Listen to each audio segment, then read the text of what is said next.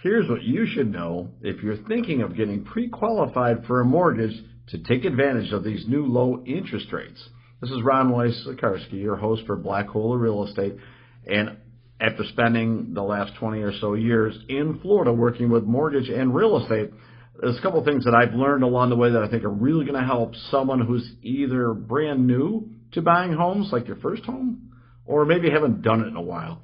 So the first thing is to understand that a pre-qualification letter is not necessarily as good as a pre-approval letter.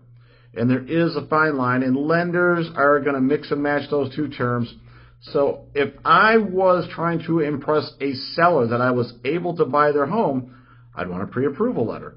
Now, that comes with a little bit of work. See, pre-qualification, that just might be that you clicked online, made an inquiry, and estimated what you made, estimated what you had in the bank, and they gave you this pre-qualification letter that way in the fine print says subject to lender approval, subject to this, subject to that. And a savvy agent or seller is going to say, you know what, all you did was go online, fill out a form. You didn't actually have a hard inquiry on your credit report, and you definitely did not show them pay stubs or bank statements or tax returns. But at least it gives you an idea what the rates might be if all those things stack and rack just the way you think they're going to be. Now, on the pre-approval side, they're going to actually pull your credit. It will be a hard inquiry, which could cause your score to go down a couple of points, so you want to be sure when you click that button. You're going to show them pay stubs. You're going to show them bank statements, maybe a tax return, things like that.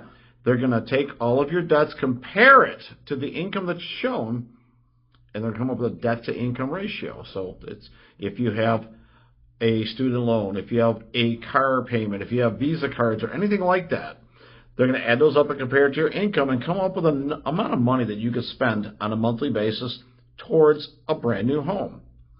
And within that, most lenders want to see it below 45% of your income. So if you made $10,000 a month, then $4,500 a month, that's your limit. Now, let's just say that you make $5,000 a month, 60 grand. Well, let's cut that in half a little bit. And now what we're seeing is that 45%, it gets smaller, it's $2,250.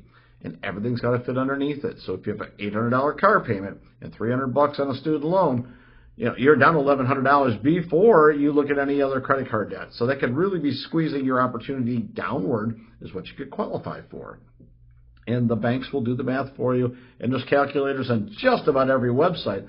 But if we talk about pre-qualification, which is where we started, versus pre-approval, you can see now why the pre-approval is stronger.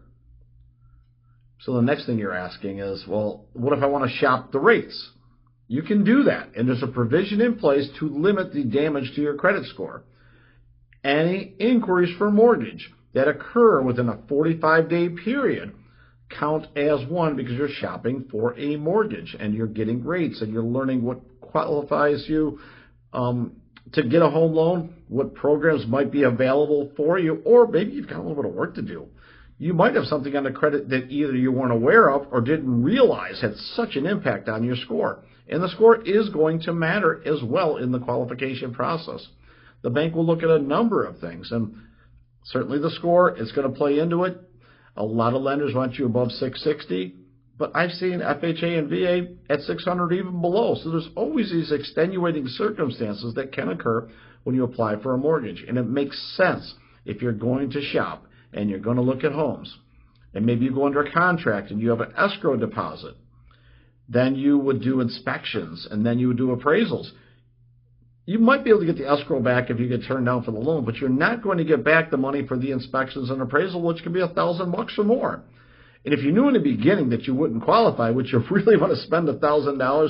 See, I would think that you would not want to do that. And if that's the case, getting the pre-approval done is going to make sense. Have somebody check out your credit, someone that you know and trust, or maybe you've got a good recommendation, or even if they're highly rated.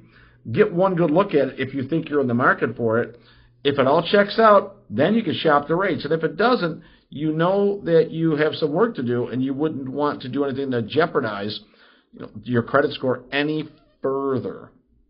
Now, what can we do to help ourselves along? Well, the first thing is trade lines.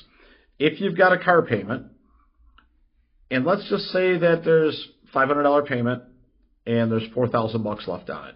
If there's less than 10 months, most banks are going to wash that away and say, you know what, we're not going to count that in your debt-to-income ratio because it's going to be paid off about the time you get a house or maybe a little sooner.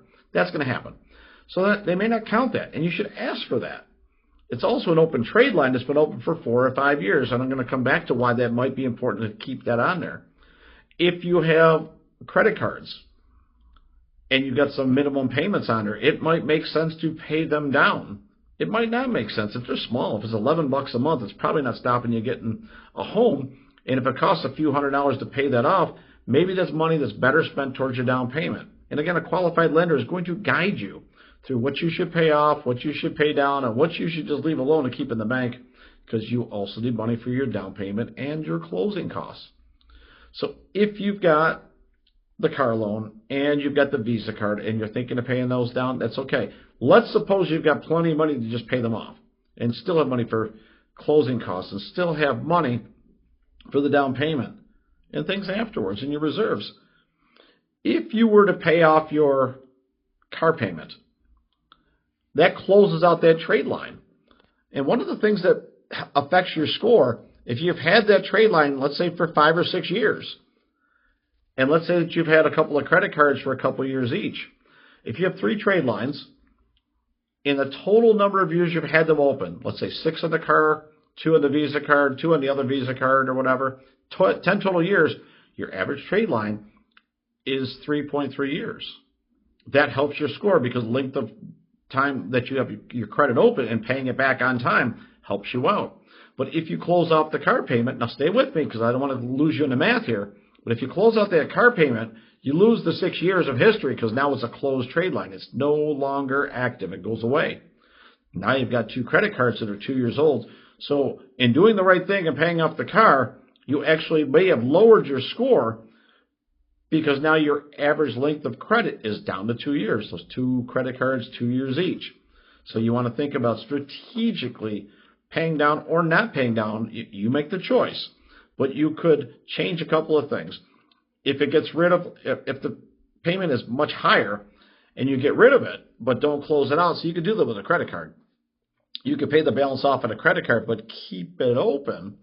Then it will count towards having your 3 trade lines that banks want to see and keep your average in place. Let's not overstate the average. Paying off 2 small credit cards and closing them out because you want to keep your longest trade line of your vehicle loan open, well, that's finite because once you pay off the vehicle, then you have no trade lines. So that's not something that you want to necessarily do.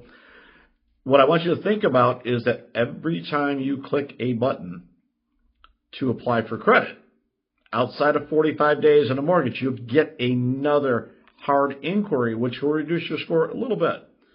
We're also coming up to the holidays, and everybody and their uncle is going to be saying, would you like to save 10% at checkout today on your bill? And every time you run that credit card to save $10 on your purchase, and you do it 4 or 5 times over the holidays, that could absolutely tank a score because now you've got 5 inquiries, you've taken all kinds of new credit, and all of them are like a month old. It's going to severely drop the average age of your credit trade lines. If you got 2 or 3 brand new ones, and just think this over, in the other example, we had 10 years of history among 3 lines. Well, you have the same 10 years of history, but now you got 6 lines. You've reduced it from 3.3 to 1.6 years per trade line. That will harm your score. And I want to give you this math, and you can stop it, play this video back and forth, or just listen, but slowly play it back and forth and realize that you can help yourself in one area and actually harm yourself in another area. So in order to keep your score as high as possible, limit your inquiries. I think that's something we've all heard about, but now bringing it to light with the holidays there, a great reminder, don't do it. Closing out a trade line is not necessarily a good idea. Paying it down could absolutely be a good idea. Paying down a credit card could work for you. Maybe just don't close it out because that's an active trade line for you with no balance. That's kind of good in the eyes of the credit agencies. Those things will help you. So if you're shopping for a mortgage, get them all done in 45 days or just do one. If you know that you're in the market to buy a house, you're going to make an offer in the next 30 to 60 days, it could be to an advantage of yours. to have all the information in place with the lender. So if lightning strikes, and even though you're not buying for 2 or 3 months, but you find the perfect house this weekend, you'll be ready to go. And if you don't get the perfect house that quickly, it's okay, because you still have everything in place. You can work on your credit, and if your score is pretty good right now and you want to make it better, I've given you a couple of ideas on how to do that. Long story short, the credit worthiness of the borrower is going to go a long way to getting the best possible interest rate, but it might also be the very thing that helps you win if it's a multiple offer situation, or gets a seller to accept less than the asking price. If your credit and pre-approval look pretty good, and they'll say it on the letter, hey, you're qualified for this certain price and this certain closing date, and you're good to go, that's going to help you. Because I got to be honest with you, listing agents, they can call the lender that you had the pre-qualification letter on, and while they can't ask the credit score and debt-to-income ratio and a number of other things, they can at least ask, have you qualified with the buyer? Have they sent you all the documentation they need for approval? And is it just ready for a property for a quick closing, or are we looking at a couple of months of them working on things? They'll probably give the listing agent an answer, and they wouldn't be out of bounds by doing so as long as they don't reveal sensitive information. So there's a lot of reason to get pre-qualified that can really help you over time. Main thing is, let's be smart about it. A pre-approval is always going to be more powerful than just some pre-qualification that may not be worth the paper that is printed on. I hope this helped you out. I want you to be thinking about if you're going to buy a property. The rates are going to be lower in the next couple of weeks. And again, in December, the Fed is going to be dropping rates. So it doesn't mean to buy right now. It just means the opportunity gets better and better over the next couple of months. We'll be watching those rates. And if you need any help at all getting pre-qualified, drop us a line. We'll get you connected with the right people. This is Ron Weiss-Zakarski for the Black Hole of Real Estate.